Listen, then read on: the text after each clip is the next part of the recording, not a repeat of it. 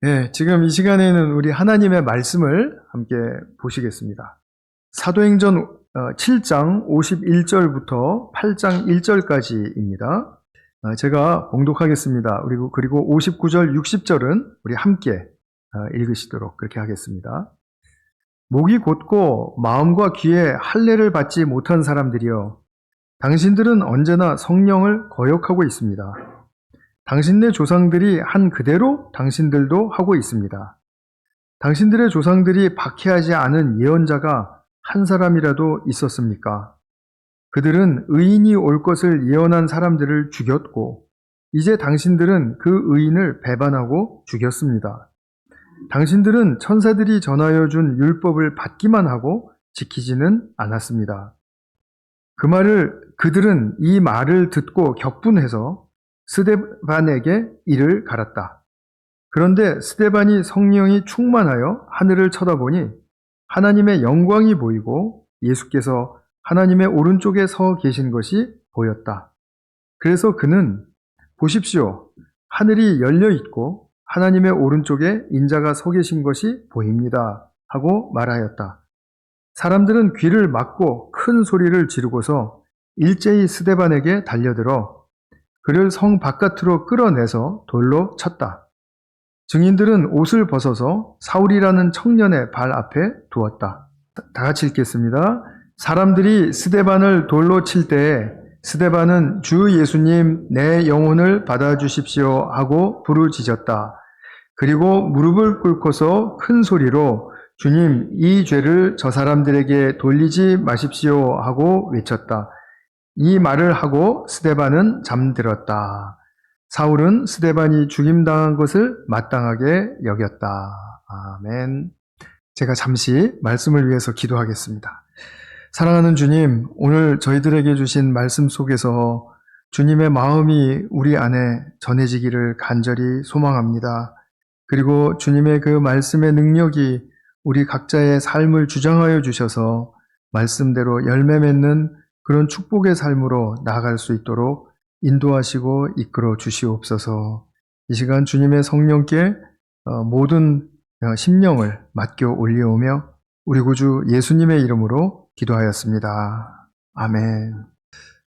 네, 우리가 성령 충만 또 성령에 관한 주제를 가지고 지금 2시간을 했고 또 이제 오늘 3번째 시간인데요. 성령 하나님에 대한 이해가 이번 기회를 통해서 좀 더 구체적이고 그리고 좀 더 성경적으로 잘 정돈이 되셨으면 좋겠다 하는 이제 바람이 큽니다. 우리가 이제 그리스도인이 된다라고 말을 할 때 예수님을 믿는 사람이라면 그 예수님을 믿는 그 사건은 성령이 역사하시지 않고는 불가능한 일입니다. 우리가 예수님을 주라고 시인할 수 있는 것은 성령 덕분이다 라고 이게 성경이 우리에게 이야기를 해주는데 그리스도인은 내 맘대로 되는 게 아니라 성령 받을 때 가능해지는 것이다 라는 겁니다. 왜냐하면 성령께서는 그리스도가 누구신지를 정확하게 가르쳐 주시고 또 그분의 가르침이 어떤 것인지를 우리에게 잘 알게 해주시기 때문에 그렇습니다.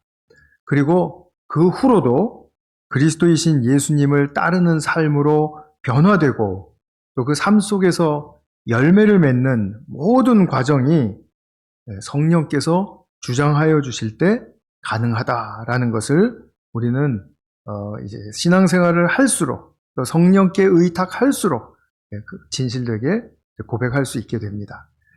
돌아가신 존 스타트 목사님 하신 말씀이 있습니다. 성령에 관한 말씀인데요. 제가 한번 정리된 그 글을 가져와 봤습니다. 스타트 목사님이 이런 말씀을 하고 돌아가셨습니다. 성령이 없이는 기독교적 제자도를 상상조차 할 수 없습니다. 심지어 불가능하다고까지 말씀을 하세요. 생명 주시는 이 성령 없이는 생명이 없으며 진리의 영 성령 없이는 이해가 없고 성령의 일치 없이는 교제가 없으며 성령의 열매 없이는 그리스도를 닮은 성품이 없으며 성령의 능력이 없이는 효과적인 증인이 있을 수 없습니다. 이렇게 말을 하는데, 이 말은 정말 구구절절이 다 맞는 말씀입니다. 이제 우리가 성령에 대한 이해, 그리고 또 성령의 체험이 더 깊어질수록 이 말씀이 정말 맞다, 옳다라는 것을 우리가 인정하게 되죠.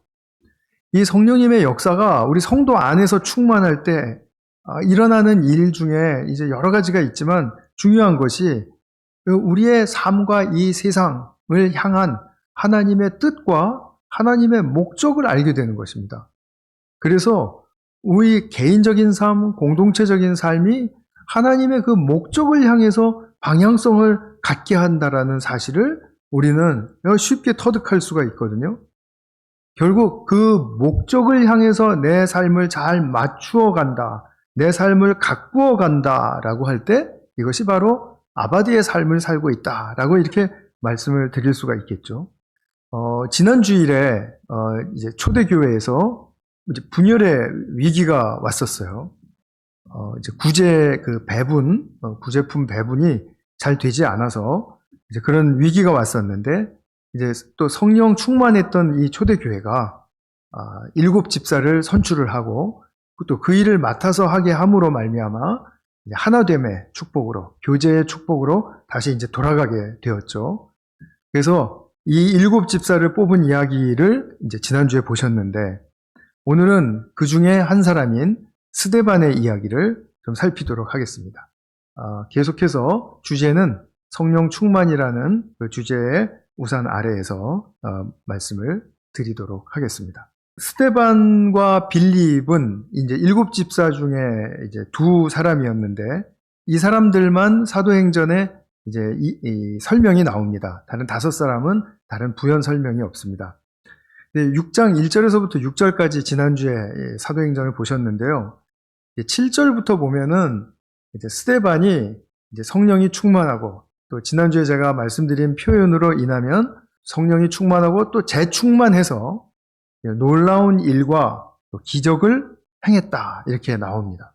그때 이제 그 당시에 그 주변에는 여러 이제 그 유대인들이, 아직 그리스도를 믿지 않는 유대인들이 살고 있고, 또 그리스도를 믿은 그리스도인들이 이제 같이 이렇게 살고 있었는데, 특별히 타 지역에서 온 유대인들이 군집해 있는, 모여 있는 그런 회당이 있었습니다. 리버디노라고 하는 그런 회당이었습니다. 그런데 이 사람들 중 몇 사람이 스데반이 이제 교회에서 일을 하고서도 또 이제 밖에 나가서는 이제 예수님을 전도하니까 예수님에 대한 이야기하는 것을 들었나 봐요. 그런데 예수님에 대해서 증거하는 게 자기들 마음에 너무 들지 않았던 거예요. 도대체 예수가 누군데? 하는 그런 이제 반발심이 일어났던 거죠. 그래서 논쟁을 벌였는데, 이 스데반이 너무 지혜와 성령이 충만하니까 이 사람들이 이길 수가 없었던 거예요. 그러니까 안 되겠다, 우리 실력으로는 안 되겠고 우리 리더들한테 당신 좀 가서 이야기 좀 해야 되겠다. 그리고 유대 지도자들에게 이제 끌고 갔습니다. 이렇게 성령을 못 받은 사람들은, 유대인들은 자기 민족 안에서 그리스도가 나와서 그 하나님의 구약의 모든 약속을 성취하셨다라는 사실을 감도 못 잡고 있는 거예요. 알 수가 없는 것입니다. 오히려 이방 출신이라 하더라도 거기서 성령을 받고, 그리고 예수 그리스도에 대한 증거를 듣고, 그리고 예수를 믿은 사람들은 예수님이야말로 저 구약에서 쭉 이야기해온 하나님의 그 말씀, 또 하나님이 주신 약속, 이것을 성취하신 분이로구나 라고 인정을 할 수 있게 되는 것입니다. 그런데 이방에서 온 사람들이라도 이런 그 고백을 할 수 있을 때 그것은 참 좋은 일인데, 이 사람들이 증거하고 또 고백하고 하는 그리스도에 대한 이 전도의 상황을 목격할 때 이 유대인들은 막 펄펄 뛰는 거죠. 불경이라 그러면서요. 그러니까 그들은 구약에서 대망했던 그리스도를 보고서도 모르는 겁니다. 전통적인, 특히 그 규범에 붙들린 부류들은 더욱더 완강하게 예수님은 그리스도일 리가 없다라고 부인한 것이죠. 그들의 고발의 내용은 뭐냐면, 스데반이 예수님을 증거할 때 예수님은 그 유대교의 핵심이었던 성전, 그리고 또 한 가지는 율법이었죠. 이 성전과 율법에 대해서 건드리는 말을 너무 많이 하는 거예요. 그러니까 요거는 자기들이 어떻게 해서든지 안전하게 그냥 그대로 놔두고 딴 얘기하고 싶은데 계속해서 유대교의 핵심인 성전 헐겠다. 성전은 이제 끝났다. 이런 말을 하지 않나. 율법은 이제 다 예수 그리스도의 삶과 죽으심과 부활의 사역으로 성취되었다. 율법은 다 지켜진 것이다. 그렇기 때문에 이제는 율법이 성취되고 새로운 차원으로 들어가는 그런 새로운 시대의 삶을 맞게 되었다. 율법이 안 중요하다라는 말이 아니라 율법의 기반 위에 이제 성취의 그 차원, 더 높은 차원을 우리는 누리게 되었다. 이런 말을 하니까 계속해서 성전과 율법에 대해서 폄하하고 비판하고 하는 것처럼 들리거든요. 실제로는 그렇지 않은데도 불구하고 한번 왜곡되면 이렇게 이제 오해를 하는 것이죠. 그러니까 스데반이 이런 이야기를 하니까 스데반 이 사람은 여호와의 종교를 거스르고 그리고 하나님을 모독하는 사람이다. 그렇게 이야기를 하니까 스데반은 나 아니다 그러면서 또 같이 얼굴이 불구락 푸르락해진 게 아니고 천사 같은 얼굴로, 이게 평안했다라는 얘기입니다. 그리고 흔들리지 않았다라는 얘기입니다. 천사 같은 얼굴로 긴 설교를 해요. 7장 2절에서부터 오늘 본문 바로 직전 50절까지.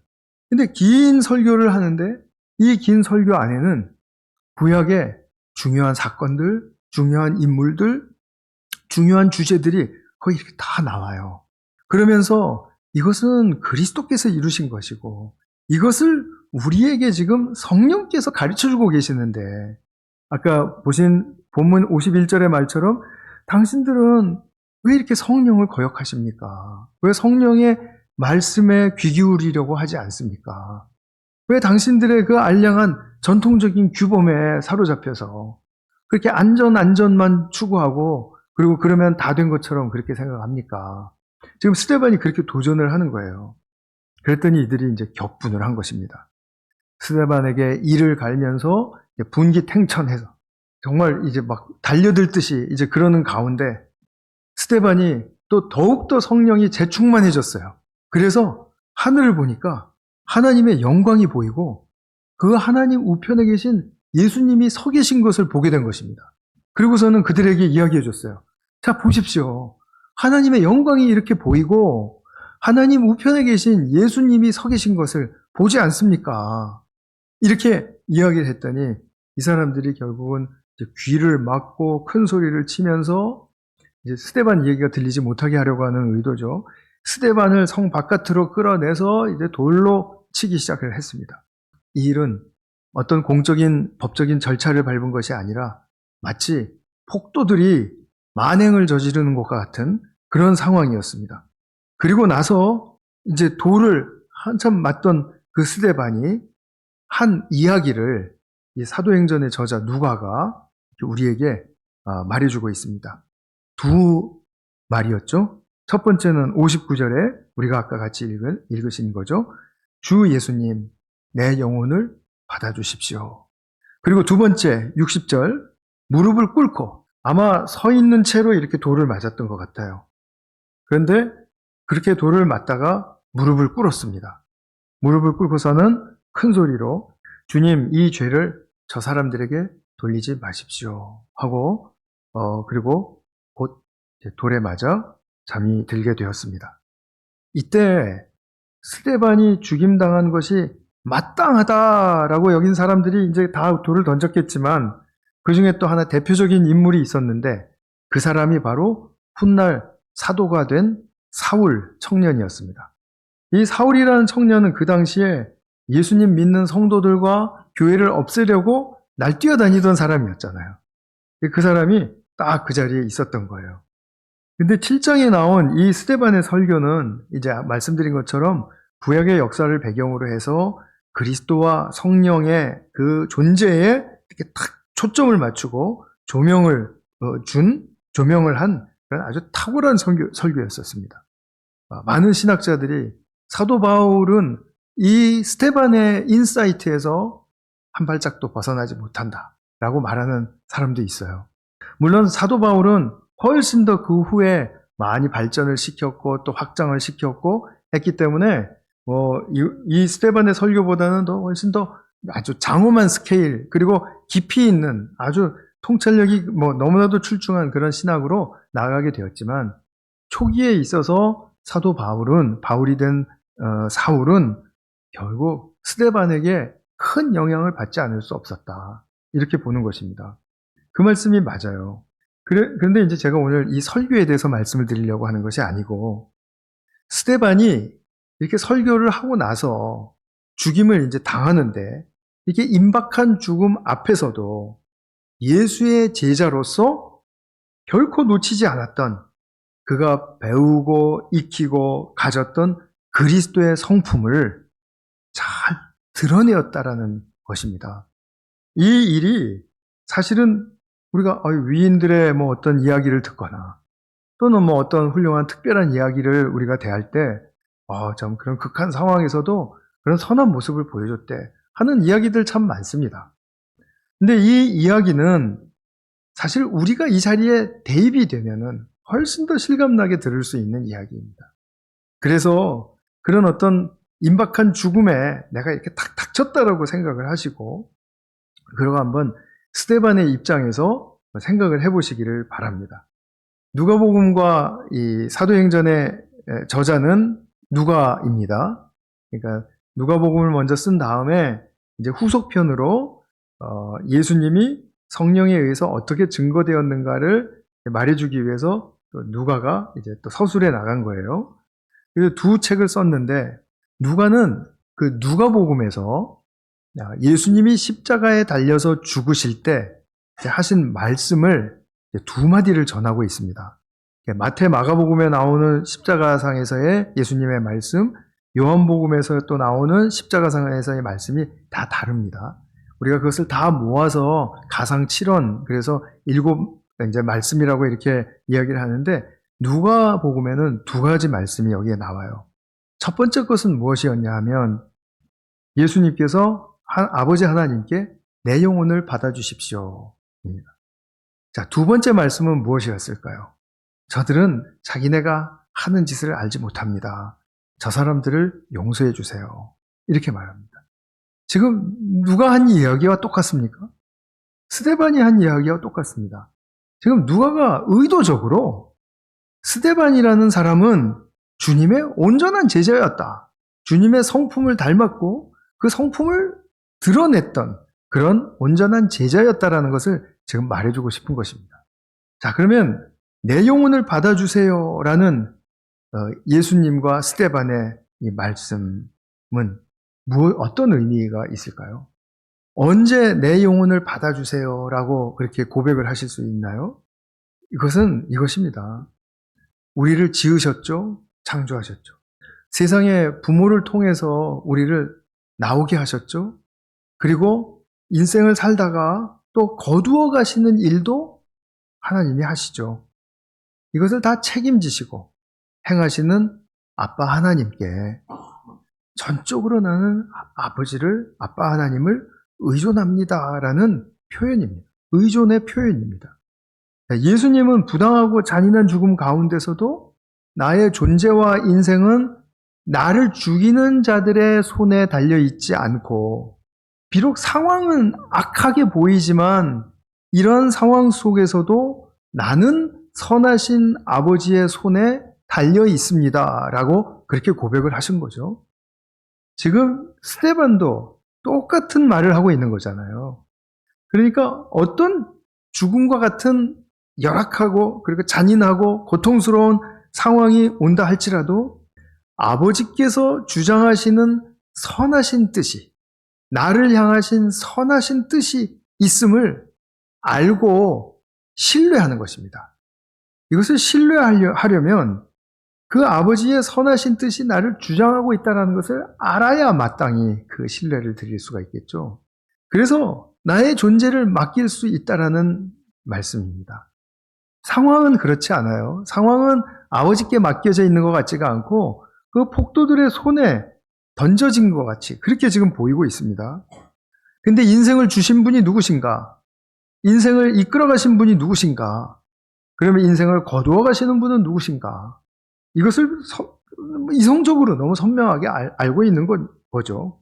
그런 선명한 지식 앞에서 아버지 앞에 내가 겸손해질 때, 그럴 때 드릴 수 있는 신뢰. 그런데 이제 우리가 이런 상황도 많이 상상해 볼 수 있습니다. 예수님 잘 믿고 따라가고 예수님 증거하고 스데반처럼 이렇게 훌륭하게 제 삶과 사역을 잘 감당을 했는데 갑자기 이건 갑작스러운 일이거든요. 갑자기 돌로 맞아서 완전히 죽게 된 것입니다. 그러면은 어떤 생각이 들어올 수 있습니까? 아니 하나님 지금 무슨 일입니까? 아니 무슨 상황을 이렇게 몰아가십니까? 이거 하나님이 하시는 일 맞습니까? 하고 따지기 일쑤겠죠.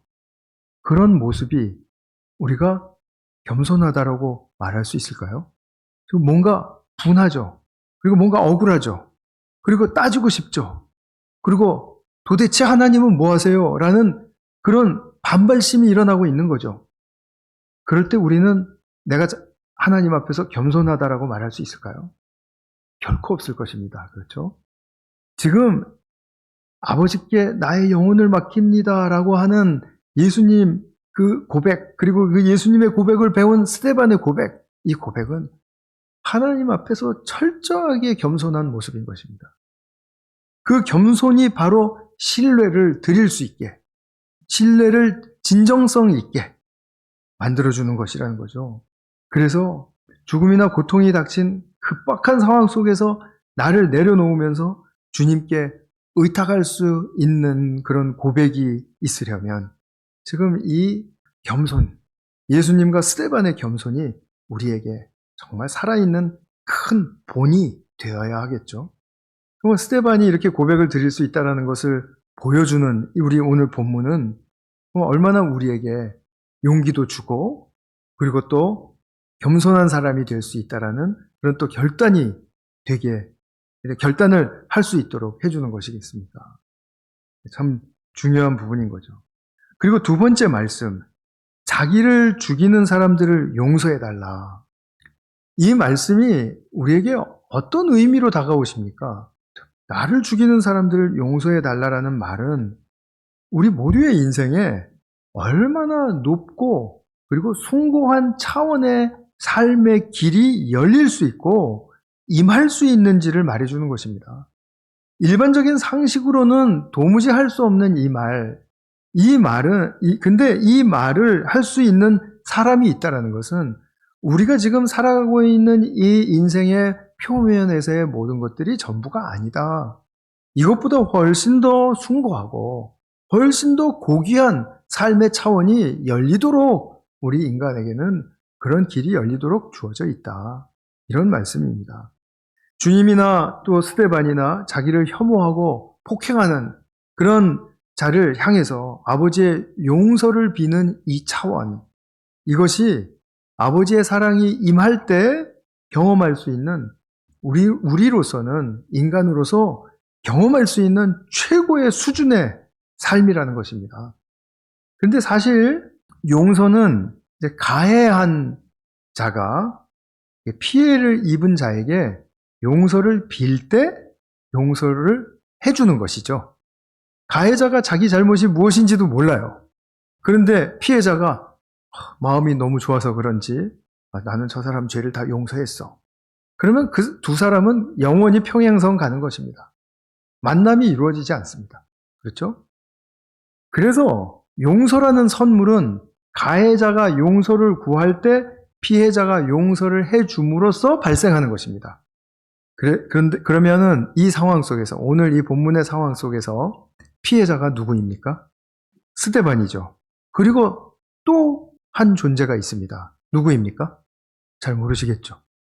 짐작은 하시네요? 하나님이세요. 하나님이세요. 이 부분 제가 조금 이따가 말씀을 드리겠습니다. 누군가가 내게 해를 끼치고 용서를 빌면 그때 가서 계속 분해하고 그리고 이제 저 한번 좀 뭔가를 좀 갚아줘야 되는데 하는 그런 복수심이 드글고 막 이러고 있는데 그 사람이 벼랑간 와서 나에게 용서해줘 이렇게 부탁을 해요. 그러면 그때 가서 생각해보고 나중에 또 와봐. 내가 생각해보고 용서해 줄 건지 아닐 건지 내가 결정할게. 이렇게 하면은 그 사람과 관계 회복이 이루어질까요? 안 이루어질까요? 이루어지기가 무척 어렵겠죠.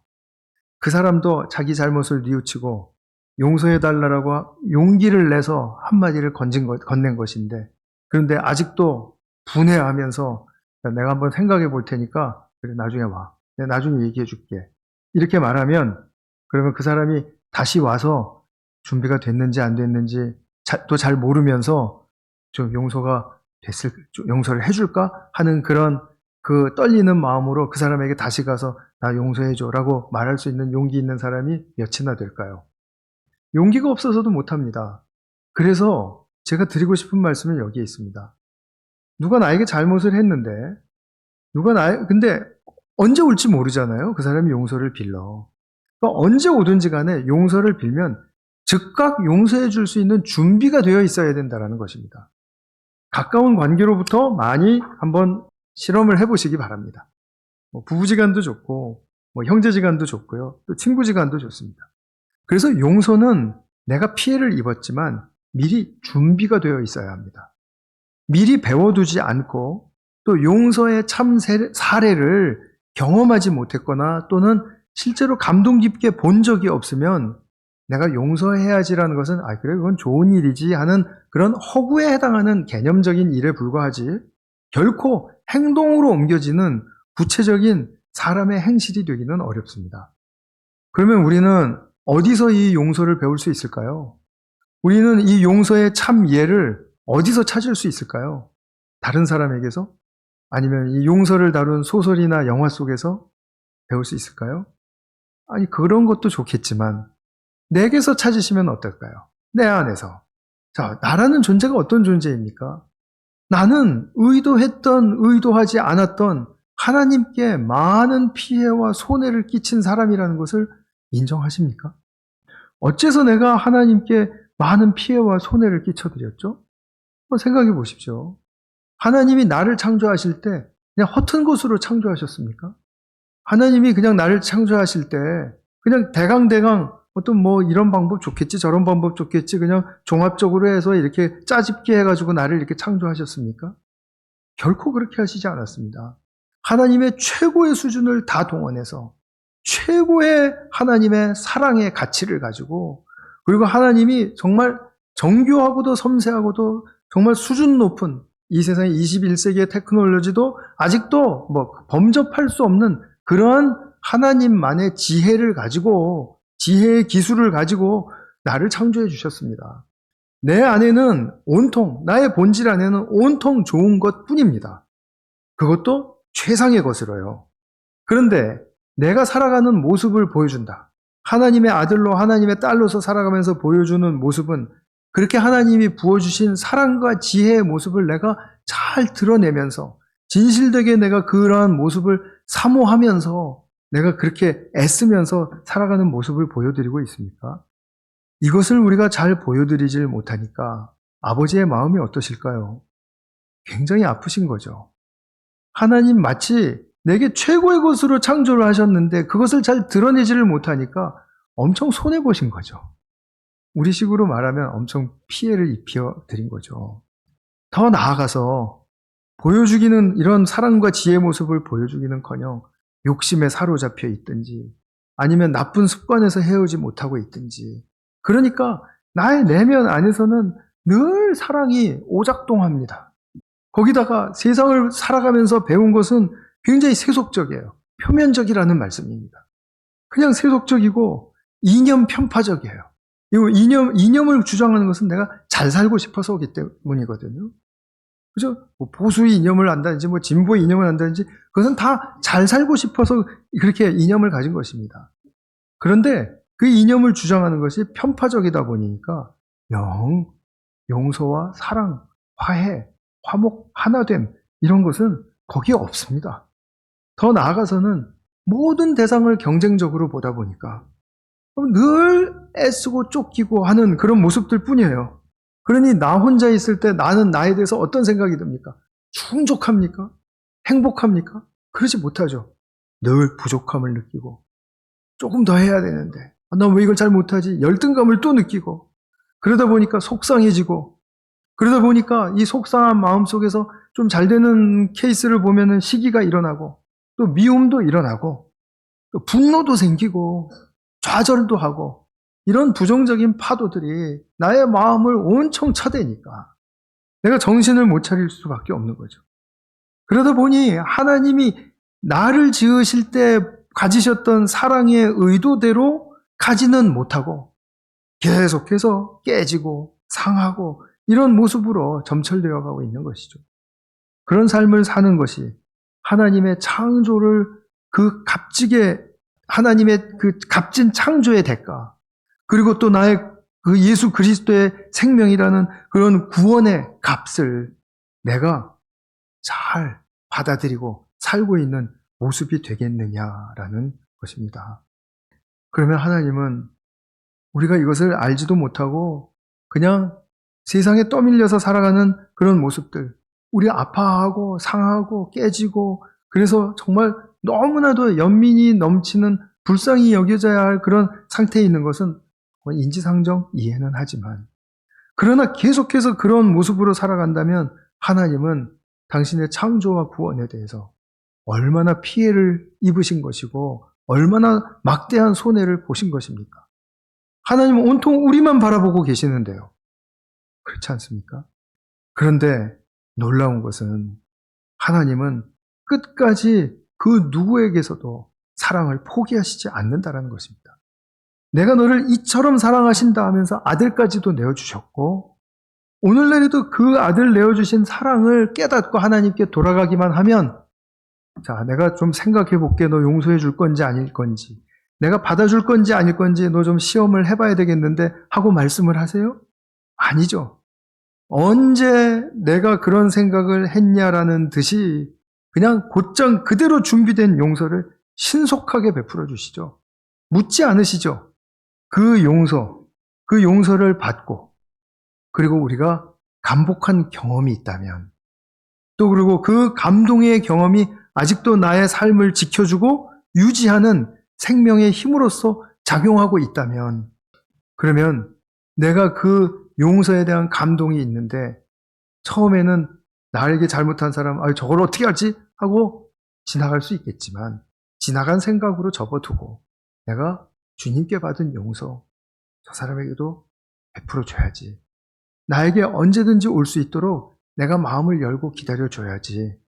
내가 저 사람 보면 내가 인상 쓰고 그러지 말고 내가 항상 웃어주면서 저 사람에게 더 환대하는 모습을 보여줘야지. 그럴 때 저 사람이 와서 내가 예전에 이렇게 했던 거 잘못했어. 이렇게 이야기를 하면 바로 신속하게 내가 용서해 줘야지. 이런 준비가 되어 있지 않으면 어떻게 스데반과 같이 예수님과 같이 저들의 죄를 하나님 저들에게 돌리지 마십시오 라고 청할 수가 있겠습니까? 이것은 정말 준비가 필요한 작업이라는 것입니다. 그래서 오늘 제가 말씀을 맺으면서 스데반이 보여주었듯이 성령 충만한 아바드의 사람은 하나님의 이러한 뜻과 목적을 안다. 그리고 결정적인 순간에 겸손한 그런 자신의 모습을 하나님 앞에 보여드릴 수 있다. 그리고 또 나의 운명을 주께 맡길 뿐만 아니라 또 용서를 배우고 또 베푸는 그런 하나님의 사람으로서의 모습을 충만하게 드러낼 수 있는 더 고상하고 더 숭고한 축복의 차원의 삶으로 들어가 내 삶을 영위할 수 있다. 이것이 아바디의 삶을 잘 가꾼 결과이겠죠. 이러한 축복의 삶의 차원으로 꼭 들어가실 수 있는 성령 충만하고 또 재충만하신 주님의 아들과 딸들 되시기를 축원합니다. 네, 기도하겠습니다. 하나님 아버지 감사합니다. 오늘 스데반의 이 죽음의 사건을 우리가 바라보면서 성령 충만한 결과가 어떻게 드러났는지 우리가 선명하게 볼 수가 있었습니다. 이것은 바로 주님에게서 배운 것이고 또 주님에게서 배운 것이다 보니 정말 너무나도 확실한 진리의 가르침이었다는 사실을 인정하지 않을 수가 없습니다. 진리가 우리를 감동하면 우리는 스데반과 같은 이러한 모습으로 살아갈 수 있는 존재일 수 있음을 믿고 주님께 감사와 찬양을 올려드립니다. 사랑하는 주님, 이러한 축복의 숭고한 삶의 차원으로 우리가 들어갈 수 있도록 성령 충만하고 또 재충만한 주님의 아들과 딸들 되게 하여 주시옵소서. 우리 구주 예수 그리스도의 이름으로 기도하였습니다. 아멘.